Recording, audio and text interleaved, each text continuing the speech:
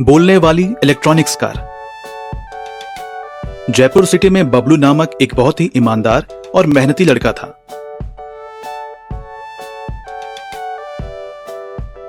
पर वह बहुत गरीब था। वह अपनी मां और छोटे भाई के साथ रहता था। वह गैरेज में काम करता था। उसको नई नई चीजें बनाने का बहुत शौक था। उसके पापा बहुत अच्छे इंजीनियर थे, पर एक कार एक्सीडेंट में उसके पापा की मृत्यु हो गई थी और उसके बाद से उनकी परिस्थिति बहुत ही खराब हो गई थी। एक दिन बबलू अपने रात के काम से लौट रहा था, तभी उसकी नजर एक टूटे हुए कार पर पड़ती है जो गैरेज के पास ही पड़ी रहती है। वह उसके पास जाता है। उसको वह कार कुछ पहचाने जैसा लगता है। मुझे इस कार को देखकर लग रहा है जैसे मैंने इस कार को पहले भी कहीं देखा है, पर कहां मुझे कुछ याद नहीं आ रहा। और वो सोचते सोचते घर चला जाता है। घर में उसकी माँ उसको परेशान देखती है तो उससे पूछती है, क्या हुआ बेटा, तुम कुछ परेशान से लग रहे हो? हाँ माँ, आज जब मैं गैरेज से वापस लौट रहा था तो मुझे एक कार दिखा। मैं जब उसके पास गया तो मुझे ऐसा लगा जैसे मैंने इसको पहले देखा है। बेटा, तुम्हारे पापा जी ने भी एक इलेक्ट्रॉनिक कार बनाई थी। उसी कार से तो तुम्हारे पापा का एक्सीडेंट हुआ था। माँ, फिर वो कार कहाँ है? हमको पैसों की जरूरत थी तो वो कार हमने बेच दी। तुमको पता है, वो कार तुम्हें बहुत पसंद थी। वो कार हमने पास ही के गैराज में बेची थी। अच्छा माँ, मतलब वो कार को मैंने देखा, वो हमारी कार थी। तभी मुझे लग रहा था कि मैंने उसको कहाँ देखा था। माँ, कल ही जाकर मैं उस इलेक्ट्रॉनिक कार को ले आऊंगा। और फिर सुबह होते ही बबलू उस कार को घर ले आता है और बहुत मेहनत के बाद इलेक्ट्रॉनिक कार बना लेता है और माँ से कहता है, माँ देखो हमारी नई कार। बहुत सुंदर कार है बेटा, ये कार तुमने बनाई है? हाँ माँ, ये इलेक्ट्रॉनिक कार है। अब रोज मैं गैरेज से आकर इसको टैक्सी की तरह चला लूंगा, जिससे हमारे पास कुछ और पैसे भी आ जाएंगे। हाँ बेटा, तुम सही बोल रहे हो। और माँ, इस कार में हमको पेट्रोल की भी जरूरत नहीं। ये कार इलेक्ट्रिक से चलती है। हम इसको रोज इलेक्ट्रिक से चार्ज कर लेंगे। ओह, तब तो ये बहुत काम की कार है। और ऐसा बोलकर माँ अंदर चली जाती है। बबलू अपने इस नए कार को लेकर बहुत खुश होता है और वो कार को देखकर उससे बातें करता है। मैं तुम्हारा नाम टाइगर रखूंगा। बिल्कुल टाइगर की तरह तेज और सुरक्षित हम अपने सवारी को पहुंचाएंगे। हाँ, क्यों नहीं। बबलू एकदम से डर जाता है और बोलता है, कौन है ये? कौन बोल रहा है? डरो नहीं बबलू, मैं बोल रहा हूं, तुम्हारा कार टाइगर। तुम तो बोलते भी हो। डरो नहीं, मेरी आवाज सिर्फ तुम ही सुन सकते हो। और फिर दूसरे दिन बाद बबलू कार को लेकर टैक्सी चलाने निकल पड़ता है। तभी बबलू को उसका पहला कस्टमर एक मोटा आदमी रहता है और वह उस इलेक्ट्रॉनिक कार को रोकता है। रुको रुको, क्या तुम्हारी टैक्सी मुझे मेरे घर तक छोड़ देगी? हाँ हाँ सर, क्यों नहीं, आइए बैठिए। उसको देखकर कार घबरा जाता है और बोलता है, बबलू भैया, ये आदमी तो बहुत मोटा है, इसको कार पर मत बैठाना, कहीं हमारी कार ही पंचर ना हो जाए। टाइगर, तुम पागल हो गए हो? ये हमारा पहला ग्राहक है, चुप हो जाओ। ऐसा बोलकर बबलू टाइगर कार को चुप करा देता है। पर जैसे ही कार में मोटा आदमी बैठने को होता है, कार जोर जोर से हिलने लगता है। अरे अरे, क्या हो रहा है टैक्सी को? मुझे डर लग रहा है, कहीं मैं गिर ना जाऊं। बबलू समझ जाता है कि यह सारी शरारत उस कार की है। कार से बोलता है, तुम अगर हिलना बंद नहीं किया तो ठीक नहीं होगा। ठीक है, तुम बोलते हो तो नहीं हिलता। और फिर कार हिलना बंद कर देता है और उस मोटे आदमी को जहां उसको जाना होता है छोड़ दिया।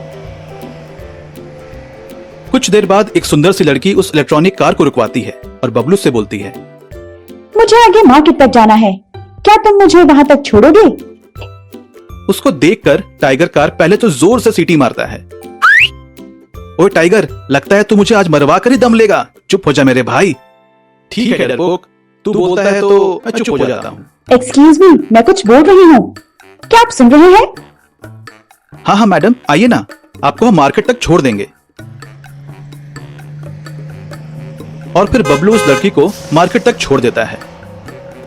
कुछ ही टाइम बाद एक कंजूस सेठ आता है। वो बबलू से बोलता है, क्यों भाई, तुम्हारा टैक्सी खाली है क्या? उसकी बात सुनकर कार बबलू से बोलता है, नहीं जी, पूरी भरी है। यार टाइगर, तुम ना मुझे मरवा दोगे। अच्छा है कि तुम्हारी आवाज कोई नहीं सुन पाता। अब तुम बिल्कुल चुप हो जाओ। हाँ हाँ सेठ जी, पूरी तरह खाली है। आपको कहाँ जाना है? मुझे अपनी शॉप जाना है। वहां तक जाने का कितना लोगे? सर 500 रुपए। 500 रुपए? इतना ज्यादा? मैं 300 से एक फूटी कौड़ी ज्यादा नहीं दूंगा। और इसी बात पर सेठ उससे बहस करने लगता है। ठीक है सर, आप मीटर के हिसाब से दे देना। और फिर सेठ भी राजी हो जाता है। यार बबलू, तू ये क्या बोल रहा है? तुम इतना दया सफर करते रहे तो पैसे कैसे कमाओगे? अरे टाइगर, कुछ नहीं होता। अब टाइगर कार सोचता है, इस तरह तो बबलू की कुछ कमाई नहीं हो पाएगी। अब मुझे कुछ करना होगा। फिर टाइगर अपनी मीटर को तेज कर देता है और बीच बीच में गाड़ी को ब्रेक लगाता है, जिससे कंजूस सेठ बहुत परेशान हो जाता है और बोलता है, अरे बाप रे, ये गाड़ी है या मुसीबत? मेरा तो पूरा बॉडी दर्द होने लगा। रोको रोको। ऐसा बोलकर सेठ गाड़ी रुकवा देता है और बबलू से बोलता है, यार ये तुम्हारी गाड़ी तो नहीं दिख रही है, पर इसने तो मेरी हालत खराब कर दी। कितने पैसे हुए बताओ और मुझे यहीं छोड़ दो। सर आपका 500 रुपए हुआ। हाँ हाँ भाई, ये लो तुम्हारे 500 रुपए।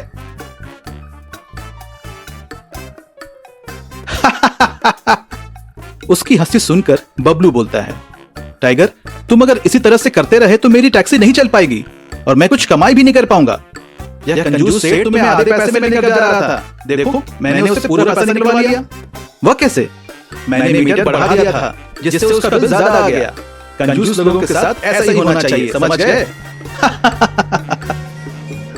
और इस तरह इलेक्ट्रिक कार की मदद से बहुत अच्छी कमाई होती जाती है।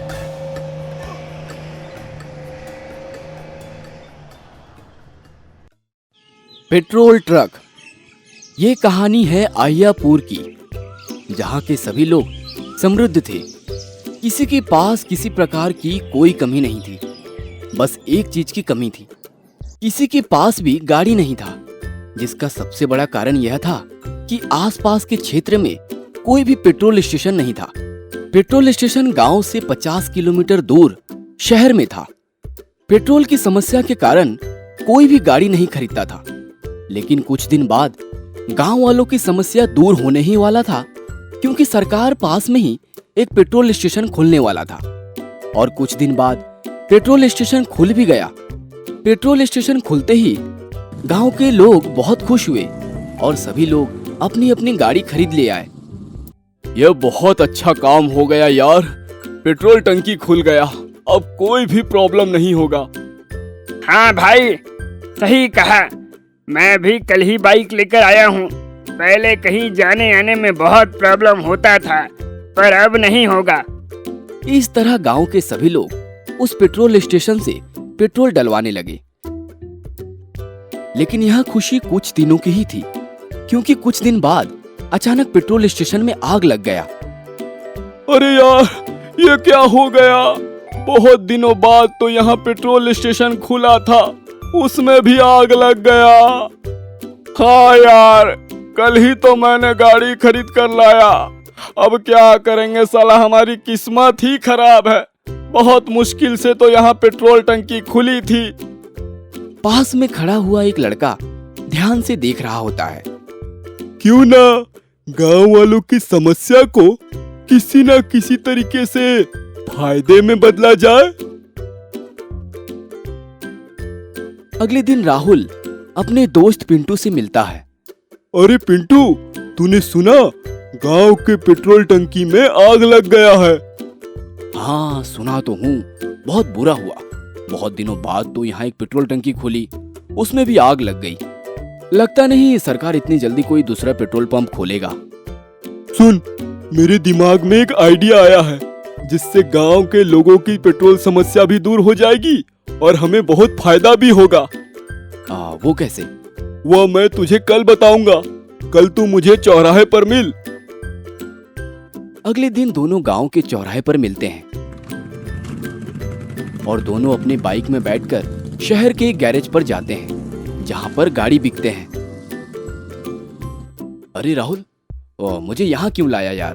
अरे हम लोग ना एक छोटा पेट्रोल ट्रक बनाते हैं, जिसमें से गांव के लोगों को पेट्रोल बेचेंगे। वो सब तो ठीक है, लेकिन हम पेट्रोल ट्रक में वो मशीन कैसे फिट करेंगे, जैसा वो पेट्रोल स्टेशन में होता है ना, जिससे पैसा और पेट्रोल का क्वांटिटी सेट किया जाता है। वो सब तू मुझ पे छोड़ दे, मैं तुझे बताता हूँ कि करना क्या है। राहुल अपने दोस्त पिंटू को सारा प्लान समझा देता है और दोनों ट्रक लेकर गांव में आ जाते हैं। पिंटू कहीं दिखाई नहीं देता क्योंकि पिंटू उस ट्रक के अंदर बैठा होता है।